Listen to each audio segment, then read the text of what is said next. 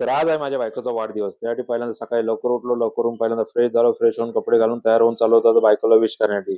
पहिल्यांदा परफ्यूम मारून घेतला. परफ्यूम मारून बिल्डिंगच्या खाली आलो. खाली आल्यानंतर आता गाडी काढली आणि पोहोचलो बायकोच्या बिल्डिंग खाली.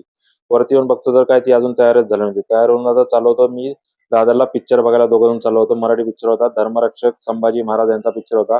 दादरला आलो तर पुष्पा 2चा अगोदरच पिक्चर लागला होता. आतमध्ये गेलो, पिक्चर चालू झाला. मस्तपैकी व्हीएफएक्स वापरले होते. संभाजी महाराजांची पहिलीच एंट्री. व्हीएफएक्स एक नंबर वापरले होते आणि बघण्यासारखा पिक्चर होता. पैसा वसूल पिक्चर झाला होता. त्यानंतर संध्याकाळी घरी चाललो. घरी येऊन बघतो तर काय भावाने फुगे फुगवून ठेवले होते. डेकोरेशन केलं नव्हतं. त्यामुळे दोघांनी मिळून पहिल्यांदा फटाफट डेकोरेशन केलं आणि एक काम करायचं होतं मला म्हणजे केक आणायला जायचं होतं दादा परेलला. परेलला आलो केक शॉपमध्ये.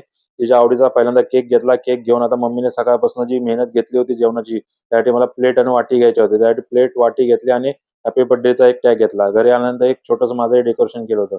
पहिला केक मी घेतला होता, दुसरा मामाने आणला होता आणि तिसरा केक मयूरने आणला होता.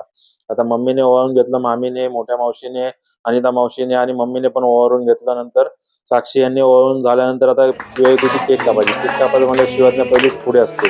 केक कापून झाला, शिवाज्ञाने केक भरवला, त्यानंतर मी पण केक भरवला.